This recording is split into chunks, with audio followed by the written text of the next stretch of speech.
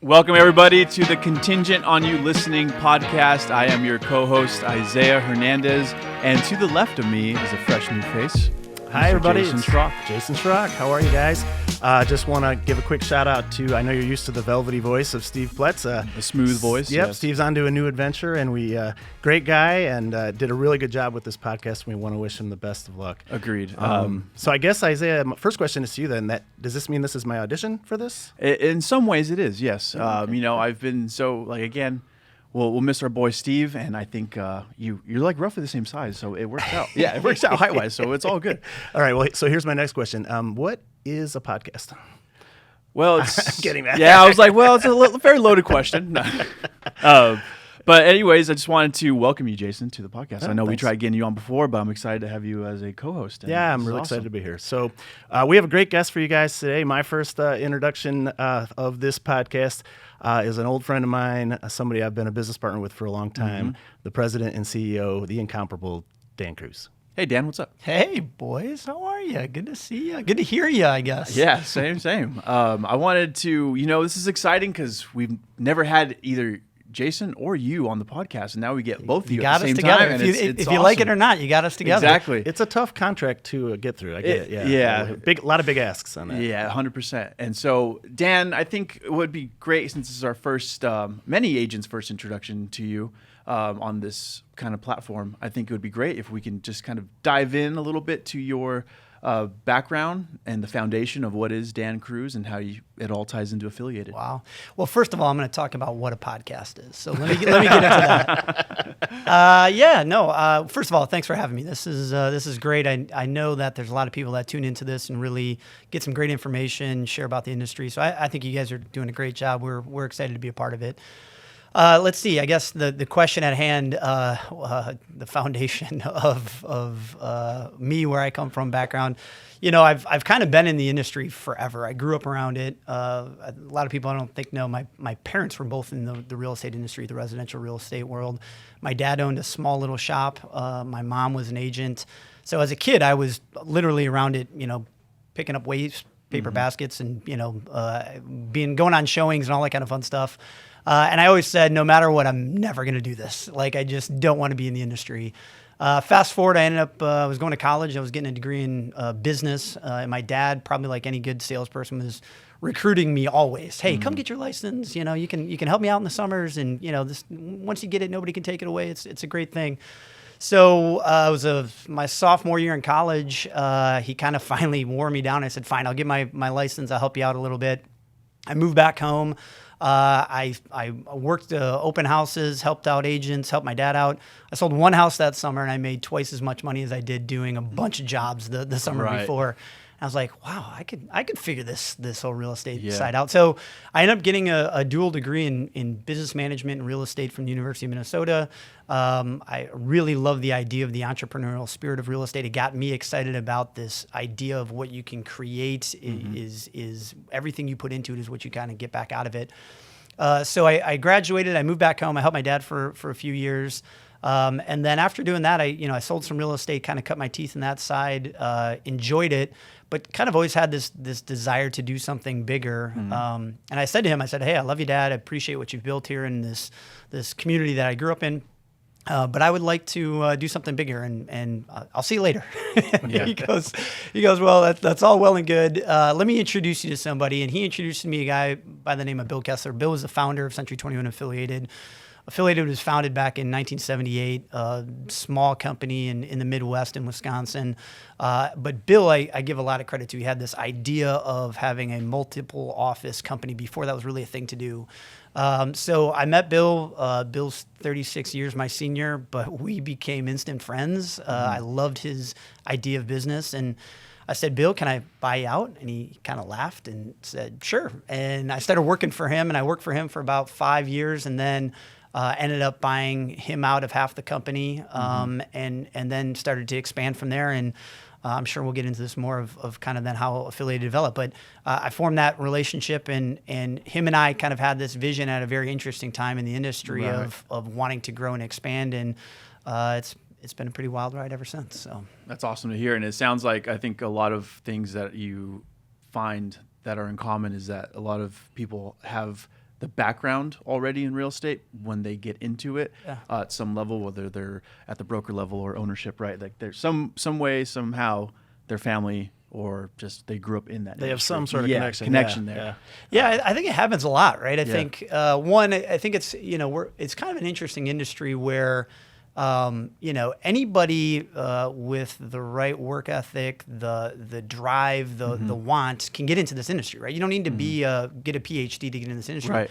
I think you have to have a certain skill set, a way to connect with people, a drive, but so many great things can happen. So I think when people get into the industry, they see those things, and then all of a sudden they pass that same concept down to maybe their kids. And it's funny, I know a lot of people that maybe we're in similar situations where they said, hey, I was in the industry, I was around it, I never wanted to do it. And then all of a sudden, fast forward, they're in their 20s going, hey, this is an interesting path for me to, gain wealth and grow and have a career path that maybe I couldn't do in other spots. And what I loved about it, I was kind of contemplating business and all these different ventures to get into. But the idea that you could really create something on your own in the real estate world, and it's to me one of the biggest ways any person can grow wealth in our country, I think is pretty amazing. And to me, that always got me super excited about it because it was this very unique concept that most industries couldn't provide. And I love that about it. Yet you could still have this entrepreneurial spirit and put your own fingerprint on it. And I fell in love with it. So I have a follow-up on that, Dan. So you came into an organization that already existed. It already had a culture. It already had a foundation, a really strong leader. And you were asked to kind of come in and be a part of that. One, how was that transition going into something that was already there? And then two, how have you put your own stamp on the organization and kind of carried that flag forward? We got Larry King over here. Where's my cigarette? I think, I give a lot of credit to where the company was by the time I got into it, but it was, in my opinion, a bit of in its infant stages, right? Bill had been in it for, 20 probably some years at that point and had built a really nice organization, but it was only probably 10 or 12 offices when I got involved with it, and it was a very regional kind of concept. It was kind of really Wisconsin-based. They were dual licensed a little bit in Illinois, but really kind of in that area. Okay. And I really, for me, I saw the vision of what we could do and grow this bigger. And I always thought, and I still feel this way, that in our industry, you have to be very boutique-y, work a very specific, small, demographic in order to survive, or you need to be able to provide economies of scale and really be big. So when I got involved in a little bit of my twist, I guess, to answer your question, Jason, was I saw the vision that we could grow this into something significant. We could be a major player in the Century 21 network. I think we could be a major player on a national scale. And that's where we started to develop the organization. So, I got involved. We probably had, like I said, 10 or 12 offices. And then in probably 6 years, we grew to 80 some offices in 6 states across the Midwest. And then we started growing to Florida and eventually out into the California marketplaces. And to me, it was kind of sharing that vision and making that vision come to light of, okay, how could we grow this, have economies of scale, really provide the right services to our agents so they could be successful providing the right services to their clients and customers and get to that next level. And, it wasn't easy. We did it during the recession for a big chunk of it.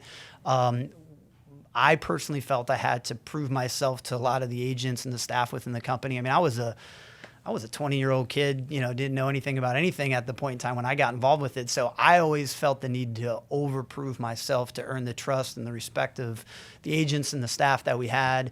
And that came with just building trust, building relationships, and then providing value. Like, our job isn't rocket science. We need to go out there and support the agents with the organization, do what we can to support clients and customers, drive responsiveness, drive this customer satisfaction piece. Like, those are the building blocks we always talked about. And, it doesn't happen overnight. It takes time. But, that was part of that journey. So when it came down to when you got involved, because let's see, if we look at the numbers, Affiliated's been number one in Century 21, 9 years running, correct? Yep, that's correct. So when you got involved, and expanding out of state, like into the other markets, what was what led to the biggest success in that to allow that? I'll answer that. Dan met me about 10 years ago, and Damn it, I should have guessed. Let's talk about Jason. Yeah, no. Oh, wait. Yeah. No, it's a really good question, Isaiah. I think we saw the opportunity, right? So I got involved 2000. I got licensed. I connected with Bill 04. I bought into the company in 08. And just as a quick background, 2008, for those that weren't in the industry, that was like the beginning of the housing bubble crash, right? Things really started to unfold. There's a ton of foreclosed assets that were coming on the markets, and the marketplace really just had it was the beginning of the nosedive. And for the record, I did that transaction, and about 6 months later was going, oh man, what did I do? It was a very interesting time. And I thought some of that was going to happen, but didn't anticipate all of it. And I mean, just a little background on me. I mean, I literally had sold every asset that I owned in order to buy into the organization, leverage where we are at. And I had been married earlier in my life, no secret. I've told this story before. I'd gotten divorced, sold all the assets to get in the company, and I literally moved into a single wide trailer with the idea that I was going to put everything I had into this company to try to turn it into something. And to me, that was a little bit of a tipping point for me of one, okay, this is where I had to go in order to kind of get to the next level. And two, kind of put me in a place that I said, I never want to be in this position again. So I leveraged everything. I was living in this trailer, and all of a sudden we said, let's put all the chips in the middle and let's try to grow this. And what we did was we saw opportunity as the market was shrinking and brokers were struggling. We saw an opportunity to go in there and expand our footprint. We had a little bit of capital, we had a little bit of human capital, and we started expanding. We moved into Illinois, specifically into the Chicagoland area. We started growing around that area. Then that ventured into the state of Indiana. We were kind of in the northwest corner of Indiana. Jason is right. I met that beautiful soul to your left, and he helped us continue to grow throughout Michigan and the rest of our footprint. Story for another day on his skill set on how he kind of helped us grow throughout that. Then we grew into the state of Florida, and a lot of that expansion came from probably 2008 to 2014 when the market was in turmoil. And we had the opportunity to come in and say, we've got a model, we've got a structure, we can take over your operation. And we did a lot of it through acquisition. We did a lot of it through organic recruiting. And we took on some partners kind of in some of those transitions. Did a lot of Century 21, we kind of gold to gold, where we acquire another Century 21. But that model is what helped us expand into those different states in a 5 or 6 year period. And it was a pretty busy, wild time. But that was a little bit of the foundation that set us up for the next wave of where we went. That's awesome. Yeah, that background information is great and just shows the success that you guys have had at Affiliated. And I would say, Jason, anything you wanted to add? Yeah, I would say, Dan, what do you think makes a great real estate agent? What are some of the skill sets that make a great real estate agent? I'm right here, so yeah. Present company included. It's a good question. So for me, as a successful realtor, right, like I think you need to be able to connect with people. Now, that connection with people can come in a lot of different ways. We have some people that are extremely outgoing. They're social. They do their connections through their community events, their kids' things, the different areas that they've got relationships, and they build this huge network that they connect with these people. We have other people that are straight introverts, but they are able to connect on a very information-based, providing data, connecting with people in different ways than kind of the social person. But nonetheless, you have to be able to, I think, communicate well, connect with people. I think you need to be able to be a self-starter. Our industry is not your typical 9 to 5 where you're punching a clock. Yep. You got to go out and create your own business. And hey, if you don't want to get out of bed one day, you don't get out of bed. But guess what? That means less business, less opportunity. So those that have that drive, that see that. And I do think there's a bit of self-discipline in really successful agents. They are able to set their schedules. They're able to figure out when to prospect and talk to people, when to go after, listing opportunities, all that kind of stuff. You got to set that self-discipline, and I think really good agents are good at that. And probably the last part that people don't think about is I think really, really good agents are okay hearing no. Because that happens in our business a lot, right? Whether you're going into a presentation and that's not the right fit, or you're working on an offer and doesn't get accepted. You hear no a lot in our industry, that emotional resilience people have. I think really good agents get that. They're able to rebound and move on to the next situation in a positive way. To me, those are just some of those things that I think make really, really successful agents. And, we've had people from kind of all sorts of different backgrounds that have been successful. And I've always said, oh, well, if somebody was, we've had really good people that were in the education world. We've had really good people that were entrepreneurs. We have really good people in sales.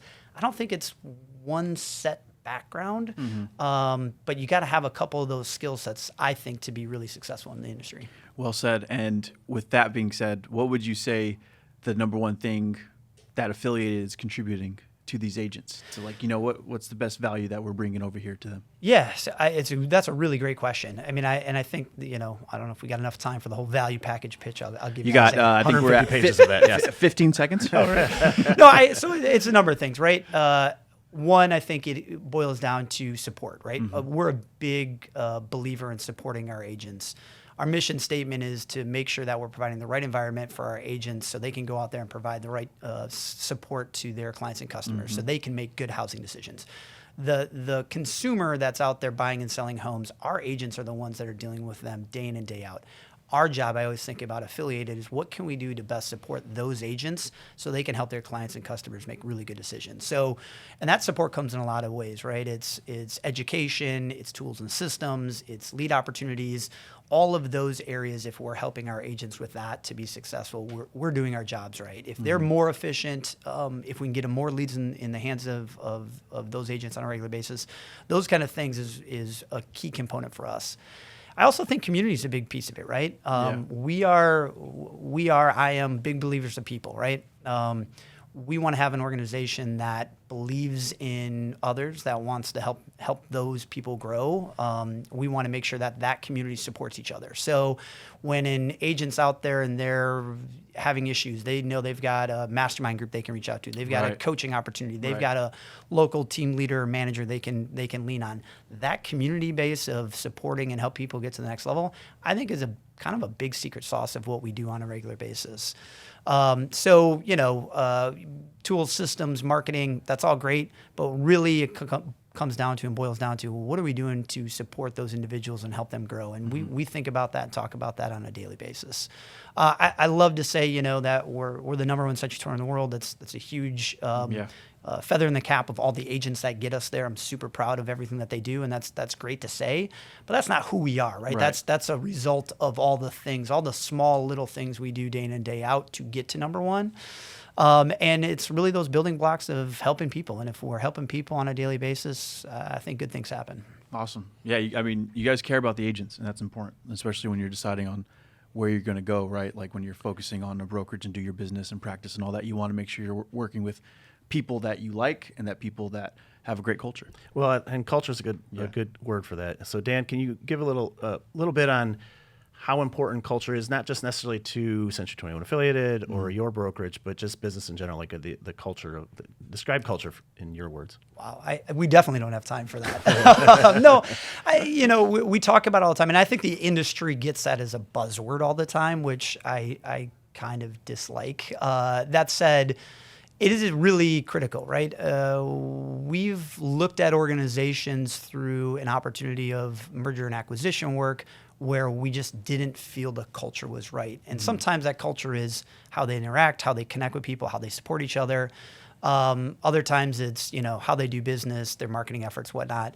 To me, that culture piece is getting back to what do we do, or any organization does, to support and have that family feel. And when we talk about kind of the affiliated family all the time, and we don't kind of say that lightly. We say it as, hey, from a group that's out there to support, to interact, to help grow each other, what are we doing for that? And to me, that's a big piece of where culture comes in. And when we bring on people in the organizations, let's say we recruit somebody, or if we're going to acquire a company or merge somebody into us, to me, they've got to share those same core values. And we talk about our core values all the time. We established our core values years ago. And those core values are kind of what we represent. And to me, that's a bit of our culture. If we all share that same concept, we're going to do great things together. And if there's ever a break in that, it's seen pretty quickly, right? Like people realize that we've talked to companies where the agents go into the office and they're like, I gotta hide my file. I can't let anybody see it. I'm like, wow, why not? Like we want to share that file. We want to make sure everybody's there to support you, bring buyers to it, talk about other opportunities with it, how you market it better. To me, that connectivity, that support, that's a big piece of what the culture is. And we try to always replicate that. We always try to make sure we live by that. And if like I said, if we're doing those things right, I think we're doing good things as a company. Well said, well said. And Dan, we appreciate your time. Appreciate you being able to make it on here. Wait, I have one more question. We're going over time, Jason. I'm just kidding. We asked earlier in the podcast, what is a podcast? What podcasts are you listening to right now? What's your favorite podcast right now? Ooh, you know this a little bit about me.